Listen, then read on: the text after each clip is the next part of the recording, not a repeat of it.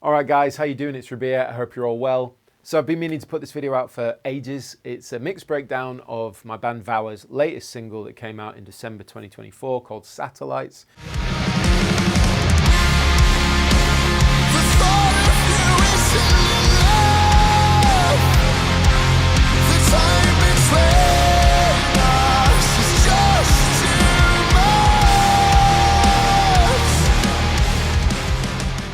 Massively proud of this one because I engineered and mixed it and produced it myself in my studio, which was an awesome challenge, and since has led to the decision for me to do the album, which I'm currently recording, and is the main reason that this mixed breakdown hasn't come out sooner. I've got the session open. I haven't opened it since I sent it off to master, which brings me to give a shout out to Akil Kaney, who's the guitarist, mixing engineer, producer of Tesseract, for mastering this single. Did a fantastic job. And I also need to shout out Nolly because he's like my soundboard for when I'm going insane, not sure if I'm making the right decisions with the mix.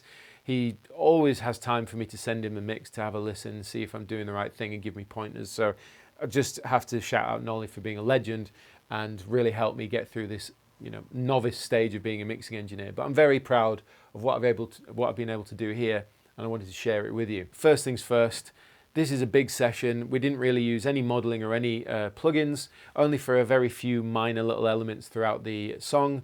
All this is done with real amps, real cabs, real drums, real bass cabs, all that stuff, which I'm very, very excited about because it's just a different challenge than loading up a plugin or GGD or whatever and doing it that way. So it's been really fun to do. Second caveat would be, my studio downstairs isn't massive, so we've had to employ some room samples to give us that larger than life reverb, and a couple of lessons that I learned along the way regarding snare bleed. I've had to employ a couple of snare triggers as well because I just wasn't getting the results that I wanted, and since I've learned a lot about how to engineer this better, and I also bought a mic, which is the Neumann KMS 105, which does an incredible job. Those are the caveats out of the way. Let's crack on and let me show you the session. Okay, so you should be able to see my Logic session is open here. It's massive. There are 89 tracks currently, so it's a big boy sesh, at least for me it is. A quick overview of how I lay out my sessions in case you haven't watched any of these in the past, but I always do the drums up top here, then I have my bass, then I have guitars, then I have like layers and stuff, and then I have vocals, and that's how I've done this particular mix. But yeah, basically what you're looking at is the full session. And in case you were wondering here, that's strip silence toms. It's probably the most boring job of mixing is strip silencing toms. In any case, let me give you a quick playthrough of what this sounds like. So. Not where we need to be. We find ourselves above in the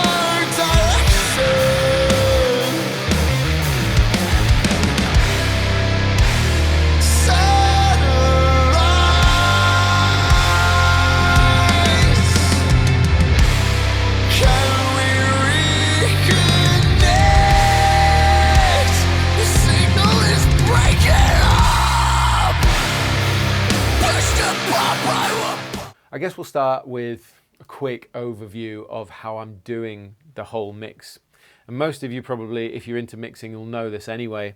But in case you don't, or in case you're getting started out, these are some of the things that I've learned to be very useful. So first things first, I'm grouping everything. So I've got master buses for all the different instrument types. Like I've got a master drum bus, I've got a master vocal bus, a guitar bus, bass bus. Even things like the clean guitars have their own bus. Things like the drum rooms have their own bus.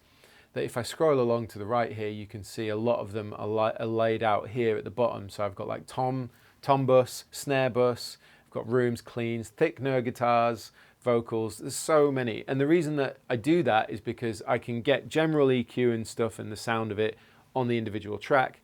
And then I group them all, and I can actually do bulk processing to those groups. Because if you're doing like heavy guitars and it's just a big thick sounding guitar, I get them kind of balanced out, but then I do the overall EQ compression and all that stuff together, and it just makes things a lot easier, especially when it comes to automation.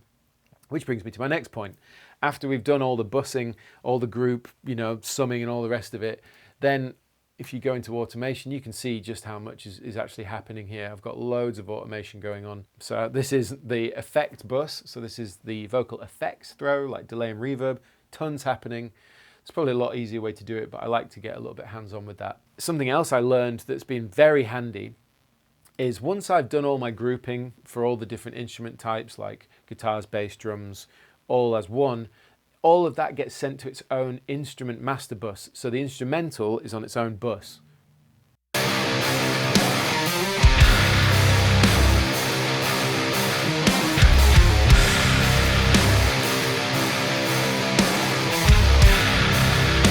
What's very cool about doing this, and it's something that I learned in the process of making this single, is that it allows for headroom for the vocals. In the past, I would just have thrown the vocals into the same master bus there, and what ends up happening is all the compression and things that you're doing to the whole mix, the vocals will start fighting with that, and that's where you get like a dense, clogged up mix.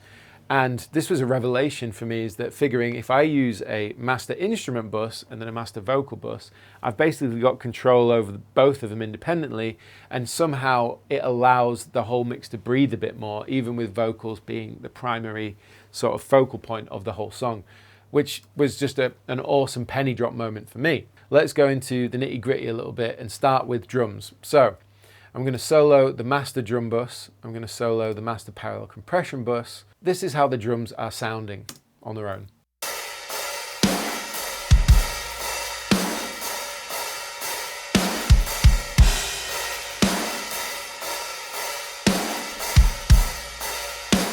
So as you can hear, it's a larger than life, big, epic drum sound, which is what I wanted for this song. As I mentioned at the start of this video with the caveats, there are a couple of triggers and things, samples that I've had to use to help me get that result. So the first ones we'll look at is the room, because as I said, my studio is not big enough to get a big, epic reverb. So I've got a close room and a far room, and I'm using slate trigger to do this. As you can see, this is how I'm getting it. Slate trigger is just invaluable for sample augmentation or sample replacement. And the way I go about it is I will copy the snare information. So I'll take the snare track here and I'll copy it. So I've done it twice in this instance because I want two different room sounds. And the reason that I'm copying it over and then loading an instance of trigger is because I want that trigger to happen when the snare happens, right? So I'm able to control the information being sent to that particular sample, and it's the same as the snare. That's what I want. So I'm just copying it over, then I'm using trigger to do that, and it really works. I've got my snare sample, and then I've got my big room sample here, and I actually have an extra one for a close room sample. So let me take those off. This is what it sounds like without the room.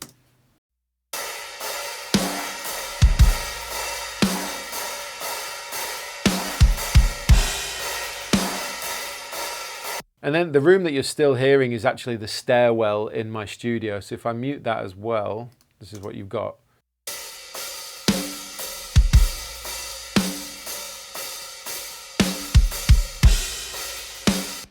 If I take off the room sample, the snare sample that I used, this is what you've got. And I'll take off the kick sample as well.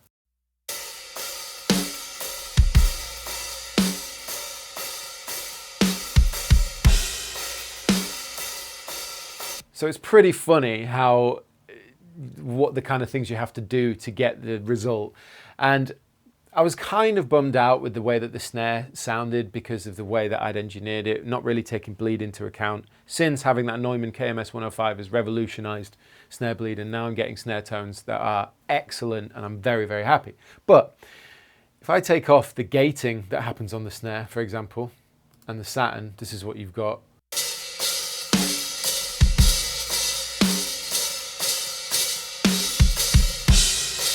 It's pretty brutal. So I've had to really pull back what I'm allowed to take through from the snare there to get a consistent hit. But when I blend in the snare sample,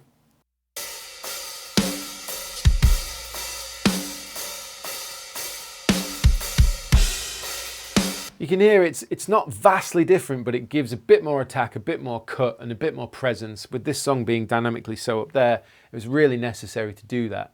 If I add back in my room, so the stairwell,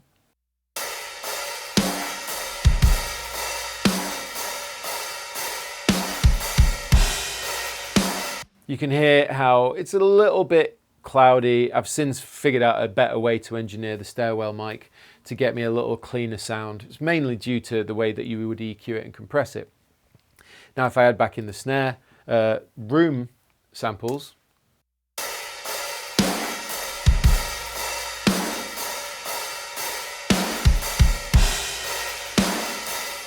it makes such a difference. And then finally, the kick trigger.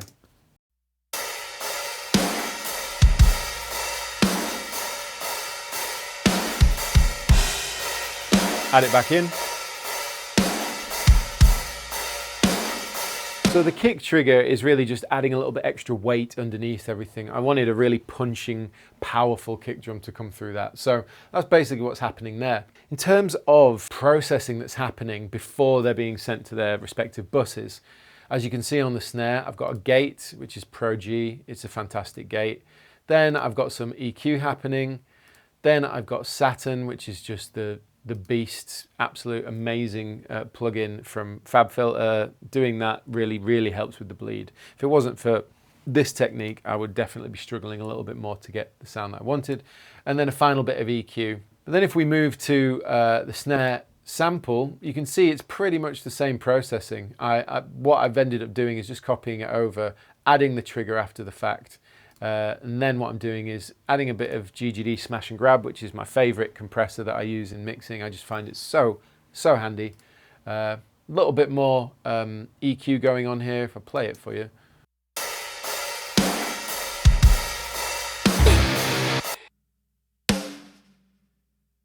If I take it off,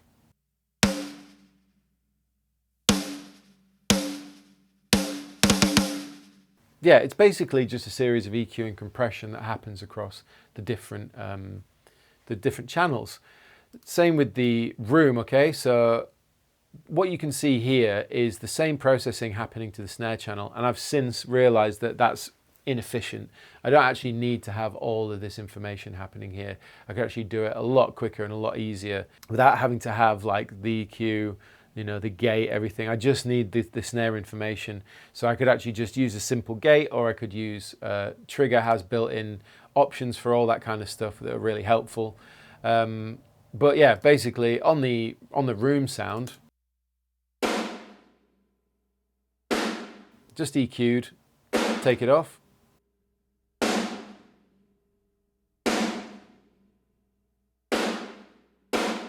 So I don't want it to be overpowering to the point where if there's a lot of low-end information, it starts to clog up other areas of the mix. So you just want it really more for cut, which is what I've basically done. And you can see here, these are being sent to bus 2. Bus 2 is the parallel compression bus. If I solo that.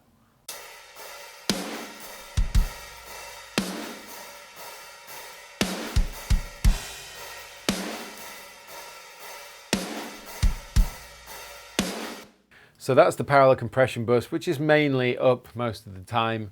There is automation happening, but most of the time it's up there. So yeah, and then everything gets sent to the master drum bus here. So if I solo that.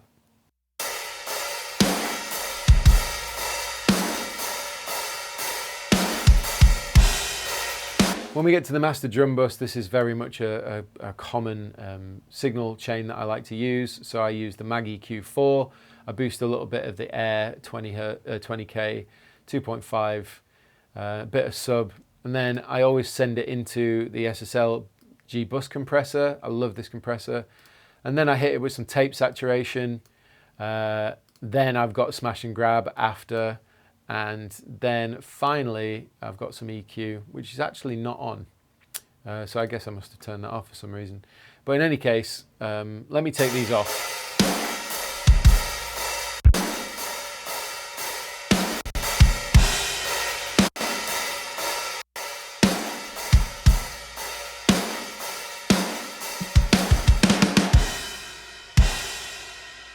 So you can hear just how much of a difference it makes adding these things, because what it's doing is it's killing the transients really. As I said, this song is all up there. It's all just super high-end dynamic. So I just wanted everything to sound really thick and powerful.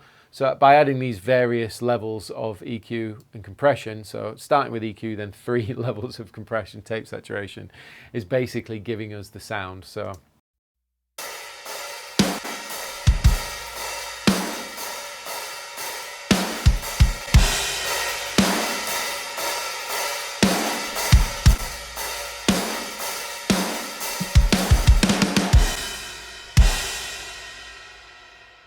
So the tape saturation is a good one, because what it's doing is it's essentially warming things up, adding a bit more warmth in the low end, and I can use it as an attenuator. So the more I turn up the input, the more it starts to saturate everything, giving everything a bit more crunch. But then I've got the output control, which allows me to pull that back. So I'm not actually slamming anything really badly, so that it's just like it crushes it, if you know what I mean.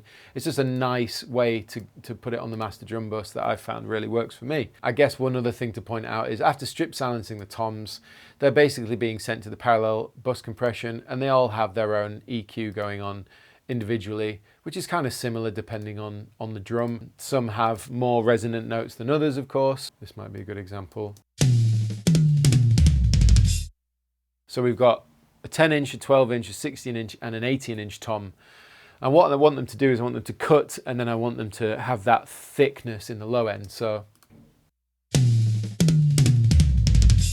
and if I go to the tom bus, so we're using Saturn for a start to get rid of as much of that top end bleed as possible, and then absolutely pinning it with a limiter, which stops it from the transients from being too intense.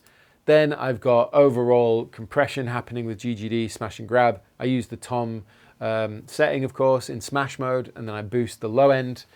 And then finally, I wrap it up with a transient master from Native Instruments, which is super handy. It allows me to pull the sustain down so you don't get a long decay on the floor tom, and I can boost the attack to get that stick attack back from using Saturn, which basically gets rid of that a bit. So if I show you without these on, they sound nice, but throw on Saturn, gets rid of that bleed a little bit more. Then we add the limiter, pins that transient a bit more, smash and grab, which is really nice, gives me that low end, and then transient master, which gives me more attack and less sustain. So I get that initial thump of the drum, but it's not overpowering after it's been hit. It's very, very cool. And one thing I would recommend is if you find a bus signal chain that you really like, is save that setting. So I've now got a saved setting called Tom Bus. I have the same for my vocals, guitars, and all the rest of it. I just know what I like there. So it's very easy to jump into the rest of this album mixing and be able to load up that preset and kind of dial it in for the song. Super handy. I think the next thing to do would be to look at the bass. We'll move down the session here.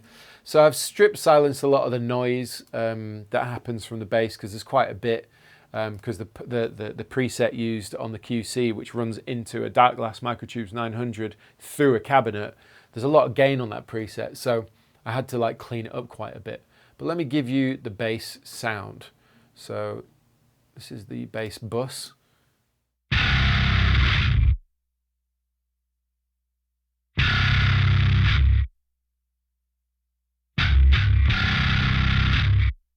As you can hear, and then if I take you to another section, maybe we'll do this section.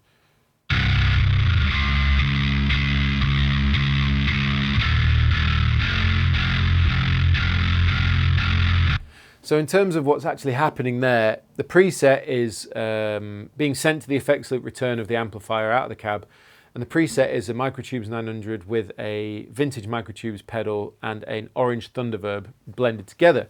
That comes out of the amp. I mic'd up the cab with a RE20, a U47, which I'm using the Universal Audio Sphere mics to model those microphones because I couldn't afford an actual U47. And in terms of the tracks I've got here, this is my bass bus. I've got a DI, which I took, which is very useful in this instance of this mix. The QC out, which I didn't actually end up using. That would be the QC preset on its own without any cab or anything. And then the two mics on the cab. So let me give you an example of the QC on its own.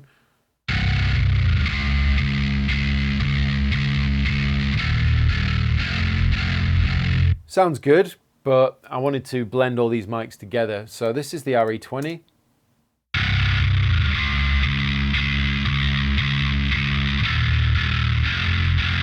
That's on the barefaced cab. Then we've got the U47.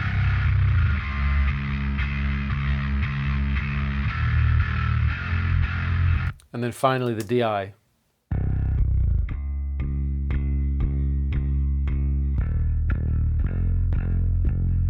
And so the idea is to blend all these together to get a sound that obviously works well for the tune. And I like that approach. I know guys like Forrester Saville that recorded Carnival's Goliath, well, Sound Awake and Thermata, but when he did, everyone asks him about the Goliath bass tone, he was like, I just threw mics on the cab and worked out how it sounded best. And I love that approach. So that's kind of what I tried to do here, is a couple of mics, use the DI to pin the low end, get it really consistent, and then just blend the mics until I find a tone that I like, which is this.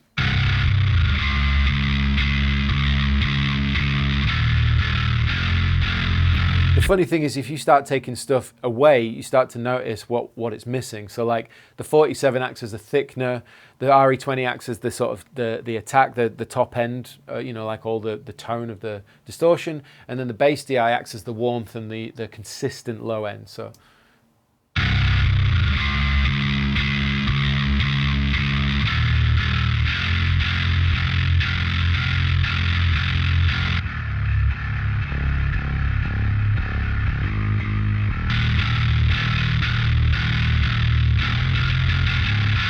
So that's basically how I'd gone about it. And if you look at the DI track here, I've actually got archetype Rabea set up because Rory's bass was in a different tuning. So I actually needed to transpose the bass DI. So if I take it off, just for fun.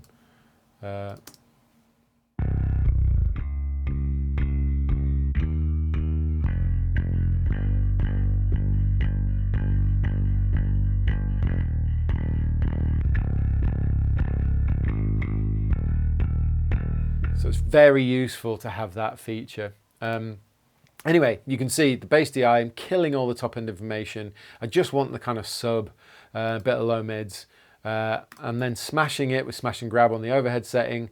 Again, that was a tip that I learned from Nolly, and then we're pinning it with a limiter, as you can see here, absolutely pinned.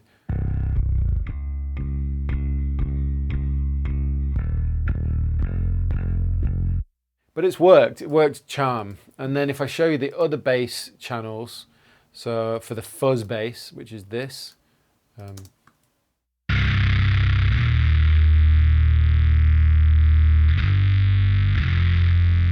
same story. So the RE20 is all the tone.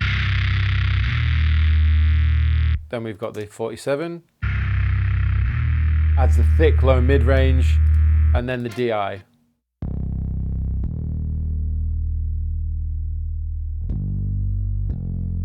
Same idea though.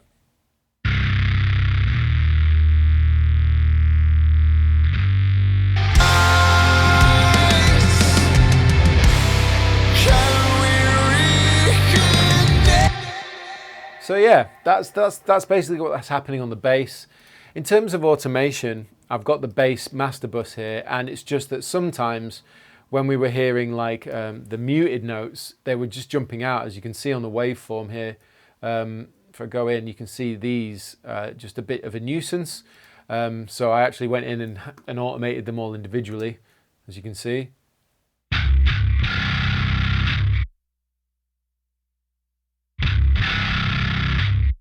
Just to even them out. I know there are plugins that do it for you, but sometimes I don't really trust them, so I prefer to do it myself. It didn't really take that long.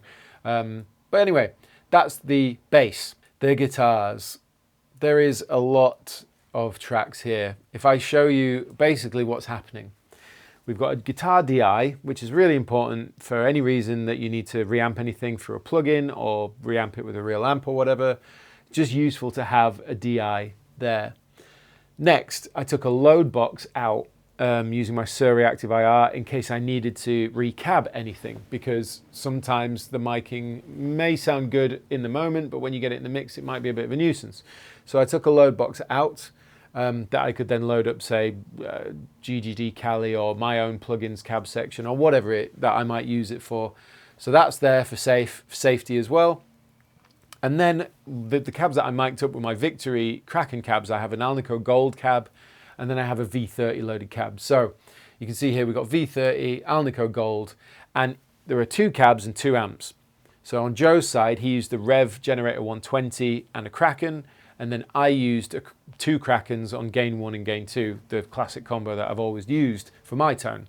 And that's basically what we've done. So when you see all these channels here, that's why the project suddenly gets so thick and so dense. It's because you've got to account for all these different, like the DI, the load box out, you know, all that stuff. And on top of that, I actually took the room mic in the stairwell that I used for the drum room and actually used that for guitars as well on some of the more ambient sections to give us a bit more dimension. So it was just nice having it there. I thought I may as well record it in. In any case, let's have a listen to Joe. So.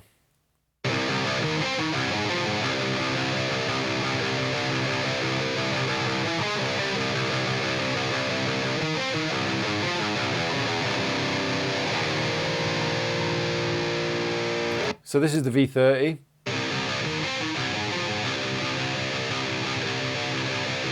Let's do the chorus.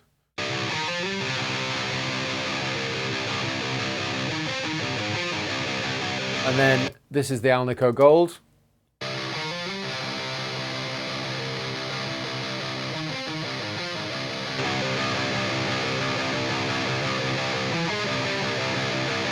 And you see, the other thing that's worth pointing out is blending the mics. As you can see, the Alnico Gold is a little bit less than the V30. And the reason is just to find a good sitting of the two of them. It's 2 amps, 2 cabs. And so it's trying to work out the kind of tone that we want as a blend, and then essentially finding that with the mics as well. You know, so if I look here, we've got -2.5. I'll move them around a bit.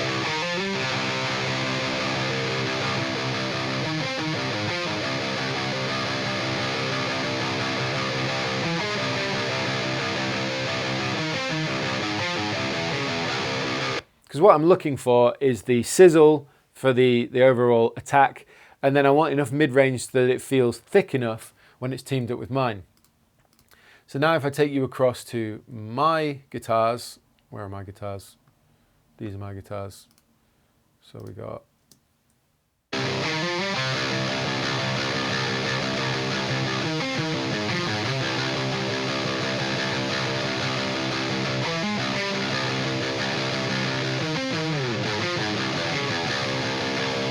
So you can hear this is the V30. And this is the Alnico Gold. Again, it's another thing of trying to find a good blend for the microphones. If I team that back up with Joe's.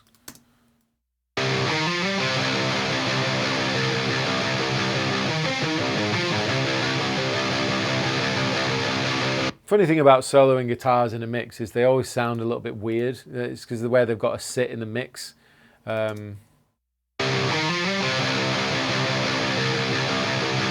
So in the mix.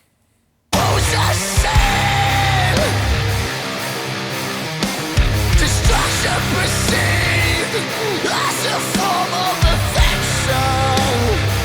So as you can hear, they sit really nicely where I get the note definition. I can hear the sizzle and the detail, but they're not like getting in the way of the vocals, not getting in the way of the cymbals, and you know, the bass distortion as well. So it's just carving it out so you can find it. In terms of guitar bus processing, so sending those mics to a master bus, and some of them have individual bits of EQ. I might be notching stuff, I might be boosting tiny bits here and there, but they go to a master guitar bus where I'm EQing. So you can see I've added the sizzle, notched out some nuisance whistles, pulled out around 2K where it might fight the vocal. Mid-range around 1K was obviously a bit honky, and some low mid stuff, and there's a high pass on there up to 120 Hertz. So if I solo it and show what it sounds like without.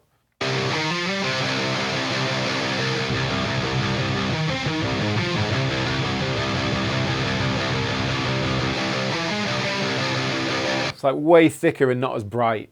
So it's just interesting what you have to do to get it to sit in the mix. It's also worth saying that when you do this kind of thing, you're not doing it on its own. You might listen to the whole mix for a bit and then work out what you need from, say, the guitars, and then you jump in and you do a bit of EQing, and then you just constantly bouncing back and forth, testing out the relationship between the different instruments to see what you need to do to them to get them to sit in the whole mix.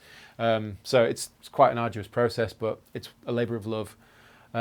So let me take out some of this.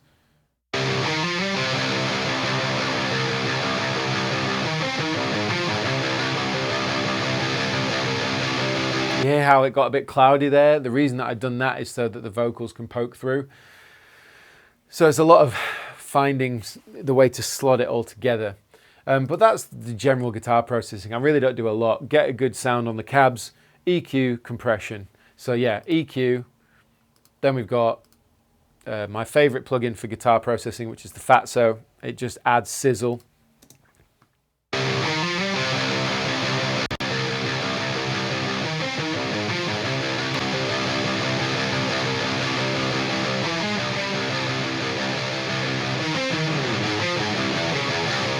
And then some final EQ, you can see I've got rid of a little bit more mid-range and some low end there. Just final tweaks after I'm still not quite getting it how I want it. Anyway, so that's the guitar main rhythm sound, the main heavy. But I thought it'd be cool to show you some of the layering that's happening as well. So I think it's at this point, just before the chorus, Joe comes in with some feedback. So I'll play it for a sec.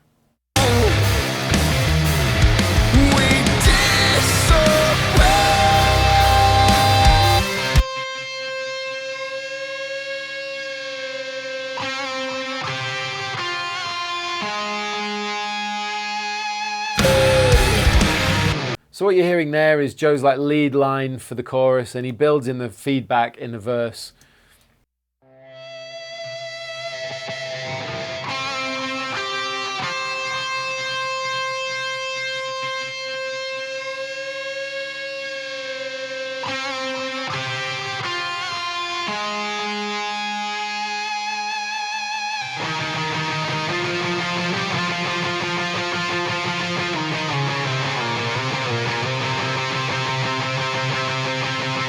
So you can see here I've automated some volumes, but I've also automated a pan here. So as you can see, it starts right over on the right and then it moves slightly more to the middle there. Just in terms of stereo image with the other guitars, just little details like that work really well. So that's the kind of the chorus guitar. It's also worth pointing out that that happens along the same time as mine. It's also worth saying I've got thickener happening, but let me show you first my guitars here.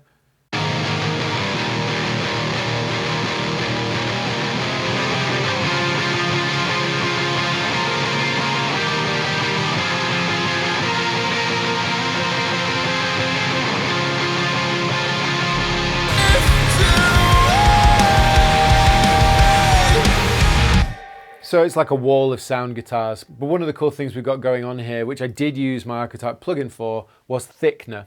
So as you can see here, these are the thickeners.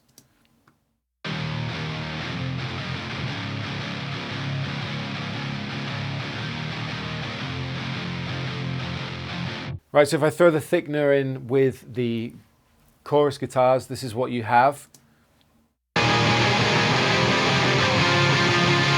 Take them out.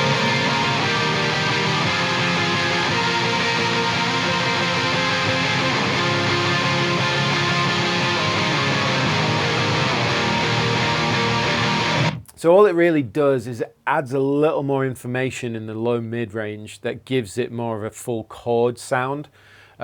Just nice to build out that area of the guitars in the mix so that it just sounds like a thick wall. That's really the goal there. So yeah, really, other than a bit of EQ and compression again, as you can see, taking out some attack because that's where the actual guitars are. It's just Archetype Rabea with the amp. Let's have a look what I've got going on. It's a crunch amp with the fuzz, the octaver and the compressor. I'm actually using the glitch drifts preset by the looks of it. So yeah, it does the job. It does what it's there to do, thicken the guitar sound. So yeah, I guess next we may move on to the sort of swells here.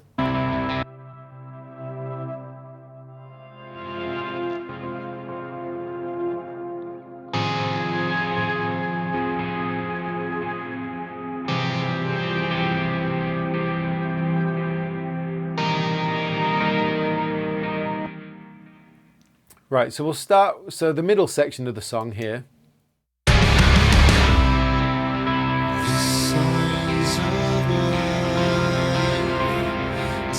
So you get the idea, it's just this brooding kind of swelling chord thing that's happening.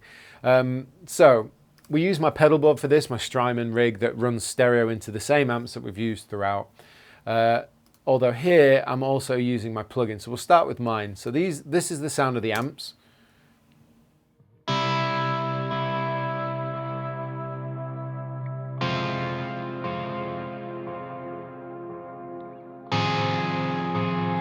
So that's the amps, and then this is the plugin.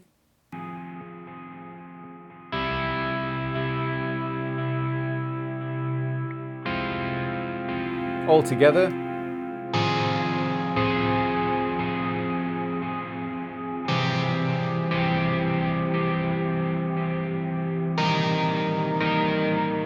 So as you can hear, it's just a big, epic sort of thick sound.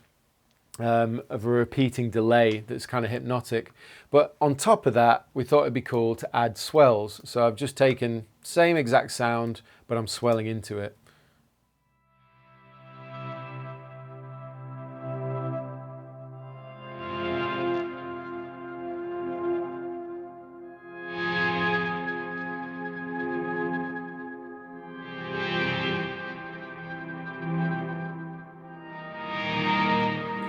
So that really adds to the hypnotic sort of vibe. So if I put them all together.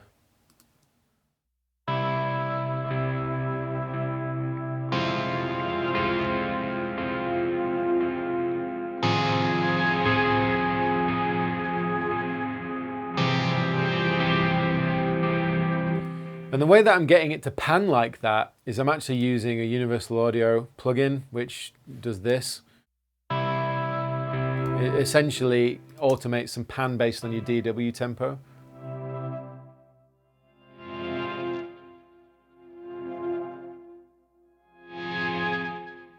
So it was a really nice, easy way of getting the vibe that I wanted to without having to automate anything. And it has a nice feel to it, a good vibe. So I just thought, leave it on there. It's cool. And then Joe's part is actually just a drone. So it's just this.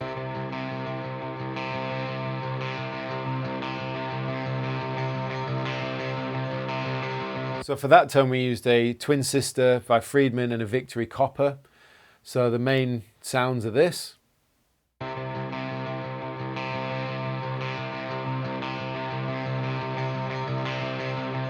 then I actually captured the room.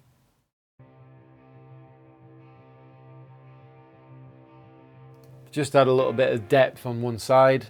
And when you put them all together, this is what it sounds like.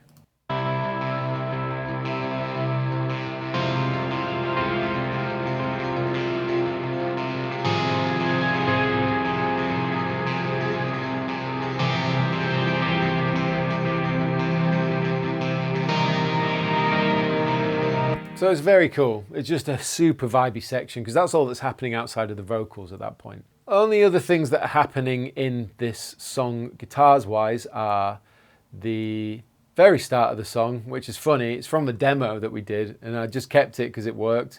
I'm using my plugin, and then I've got an EQ that's acting as a high pass.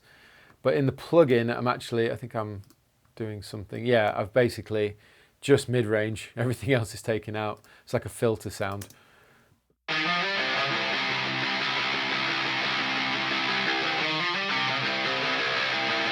So that's actually from the original demo, and I added the doubler. I just figured it would be cool to have that, and then it get really wide, as you can hear at this point. Looks like we're not where we need. So super simple. And then I think, what else have I got? I think Joe has some gaze settings, which you use the plugin for.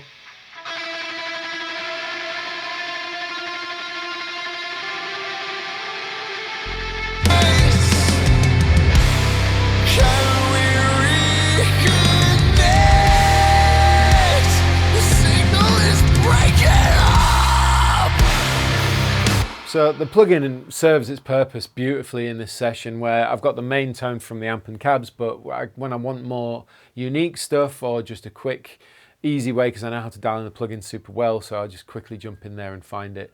The last thing on the guitars I'll show you before we move on to vocals is the ending. So because Joe's using my pedal board with all my like Volante and all tape delays and stuff like that, we did something cool at the end where we let it ring out with feedback. and I bring up the room mics on the cabs, and so this is kind of what you get.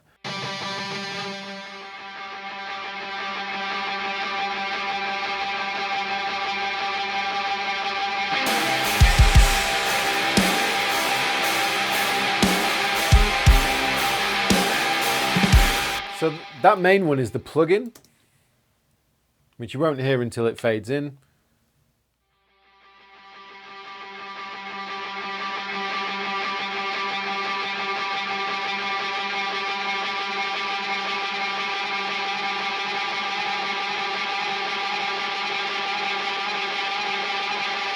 So that takes the last chord that Joe plays, and then it just turns the feedback and the mix on full in the plugin, and that gives us that sort of circulating sort of feedback at the end there. In terms of the main guitars, they turn into feedback. So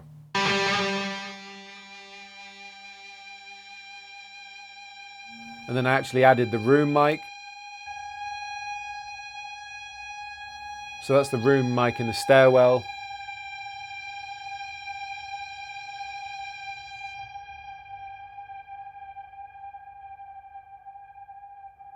And that's how the end of the song happens. So it's really nice to have those options, which again is why I'd captured the DI, the load box, which we didn't use in the end, but it's good to have it. But we had the DI, the mics on the cabs, and that room mic served really handy, especially for that ending. Again, if I take the room mic out, there's nothing. But if I add it, and it certainly adds in this section as well, if I go back.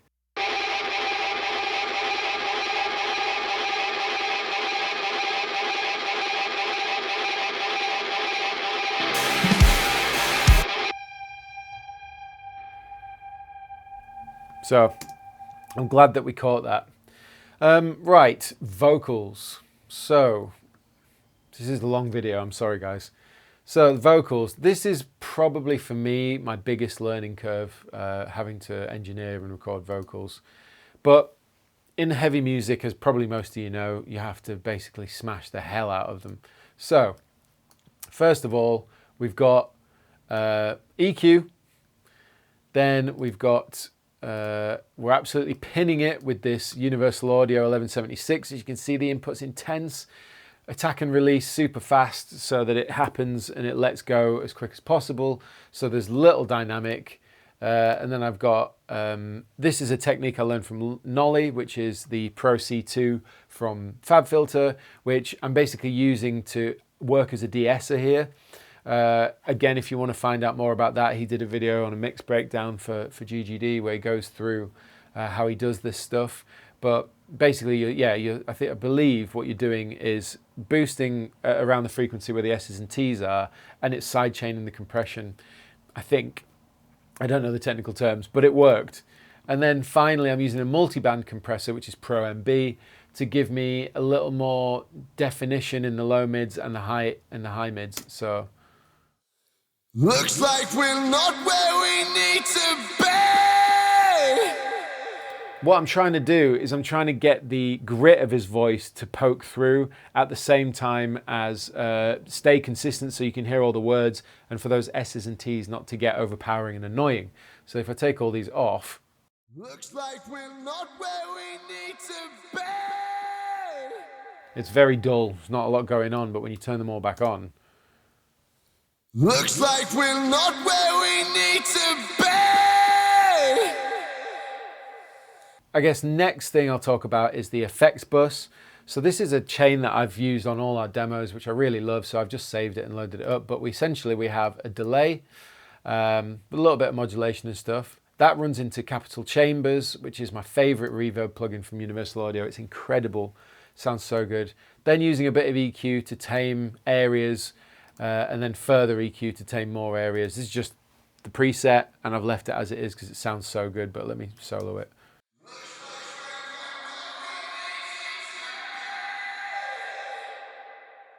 And that just works really nicely as the kind of main epic vocal throw. Looks like we're not where we need to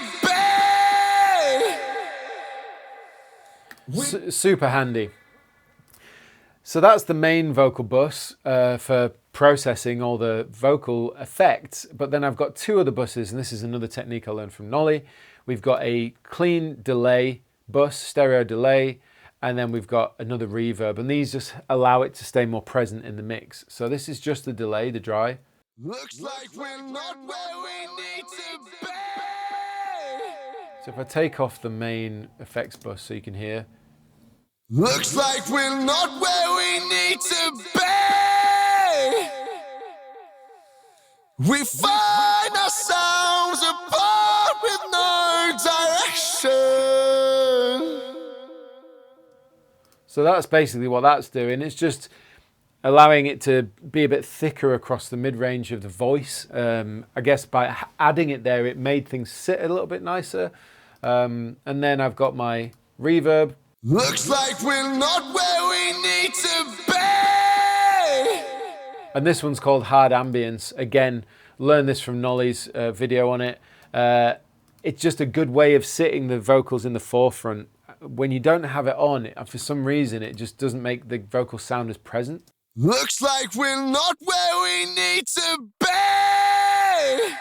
Right, so I'll add it with the song, and I'll add these two extra channels back in. Looks like we're not where we need to be. We find ourselves apart with no direction.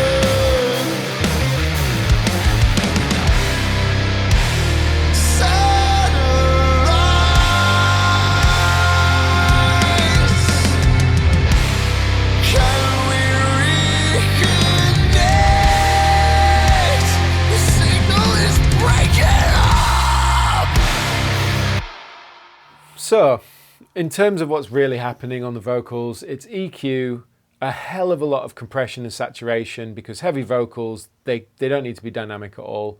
They just need to sound thick and present in the mix, and so you get that sort of the grit and the grit and the gargle in the scream coming through the mix, you know, fighting through the guitars.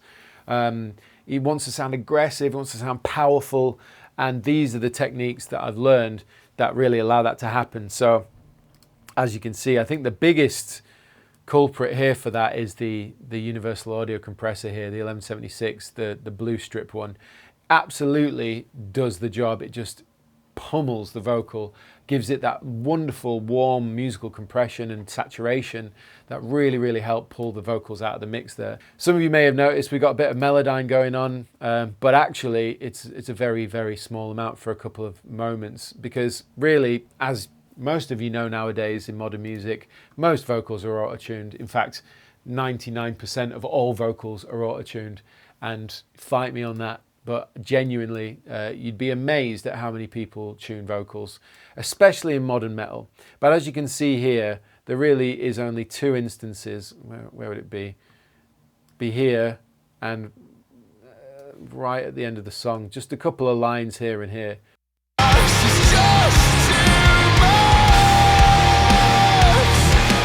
And it's also worth pointing out with autotune, or at least melodyne for me, all I'm trying to do is just correct the slight sharpness or the slight flatness in the note.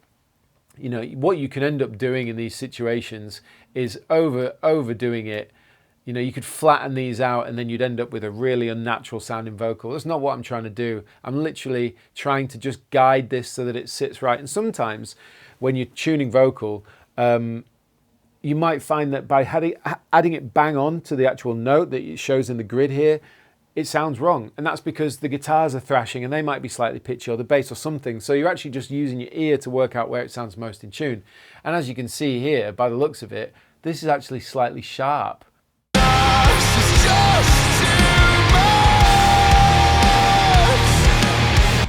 So really what I'm trying to do is just sit it a little bit nicer in the mix, but I just wanted to clear that up in case some of you saw that and thought that Josh tunes all his vocals.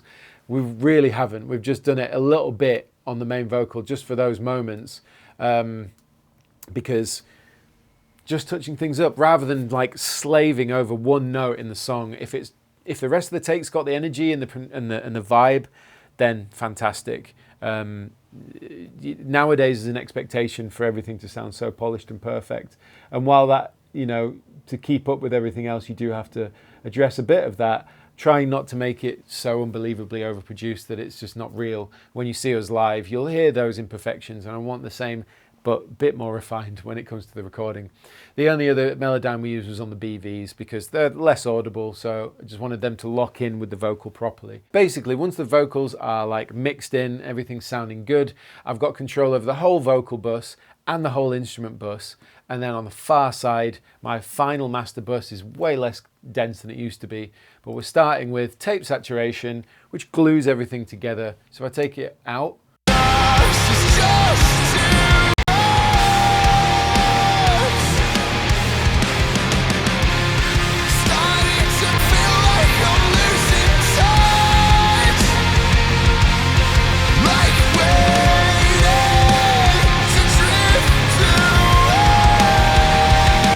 so the tape saturation works amazing to just glue the whole mix together.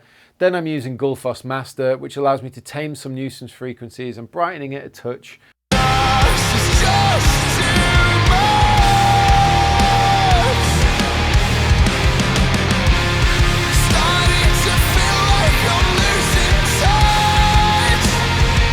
It's a great plugin.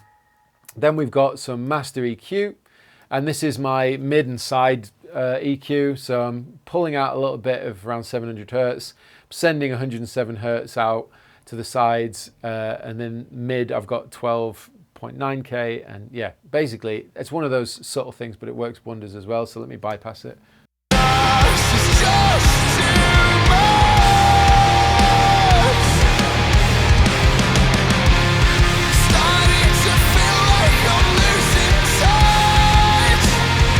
Just allows there to be a bit more space and width in the mix.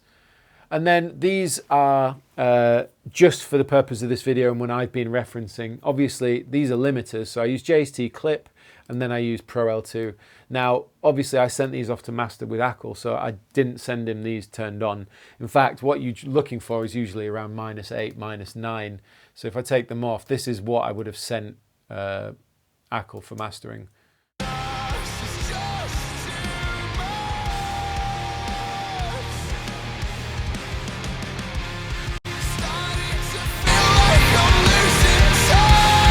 The reason that we do that is because it allows a lot of headroom for him to use his outboard and to use all the things that he would to get that master to sound big and pumping and wide and everything. So you don't want to be limiting it. The double limiter thing is something that I learned from Mark Roberts, which I like the way it sounds. So I JST first, then Pro L2 second. But that's only for my personal listening and for when I'm finishing a mix and taking it to the car or something. But yeah, it translates really well. Now, I've tried to be as in detail as possible with this, but at the same time, it's probably a long video, and hopefully John can filter it down. But that would be the basic premise of how I've gone about it. So just to recap, we've got bus processing, so drum bus, parallel compression bus, you know, and then things like a snare bus, a tom bus, a kick bus, a rooms bus, and then that all goes to the master drum bus, and then we do processing there. Guitars, they go to their own bus together for chorus or verses or ambient sections or leads or whatever. They all have their own individual buses. Bass has its own individual buses. And then all of those go to a master instrument bus that allows me to control the whole band. And then it gives me headroom for the vocals. With the vocals, I'm pinning the hell out of it with compression and EQ. And that's the other thing. It's mostly compression and EQ. There's not loads of other stuff happening. And then automation. Automation being the biggest thing that really helps throughout the whole mixing process. But I've stumbled my way through getting to the mix to be to this point. I rely heavily on my ears and what I want things to sound like. And then I'm just kind of fumbling through what I think is going to work until I find something that does. And that's basically where we're at here. I'm super proud of it. And I've learned so much from this. So it's actually funny looking at this session, things that I wouldn't have done now. In the last few months of having done this and then moving on to what I'm doing with the album. So I can't wait to get stuck into the album. We're just currently tracking it. We're nearly done with drums and there's, you know, guitars, vocals and bass to do. But hopefully it'll be tracked soon and I can jump into it and basically mix it all. And then what I'm going to do is go back to this, because this is going on the album. I'm going to go back to this and get it sounding in line with the other songs. But yeah, it's been great to go back over this. I know it's been a long video, but hopefully it's shed some light on how I've gone about making this sound the way I have. And I'm still proud of it. I still listen to it and think, yeah, I did a good job. I like the way it sounds. I enjoy listening to it. I'm not hating myself and my mixing ability when I listen to this song. So there you go. There's a mix breakdown of Satellites, the last single from VOWER. If you want to support VOWER, there are links in the description box. We're back out on tour in May. We've got a load of festivals, Download Festival, 2000 Trees, Arctangent, bunch of cool stuff happening. But yeah, super excited, and I love being in this band. It's so much fun, and I'm learning so much about being a producer, an engineer, and a mixing engineer doing it too. So it's awesome. So in any case, thank you for watching this video. Hope you enjoyed this breakdown. Please go and follow my band. Check us out. Listen to our music. There's merch as well. Follow the links in the description box. But as always, like, subscribe, and share. I've been Rabea, and I will see you all very soon.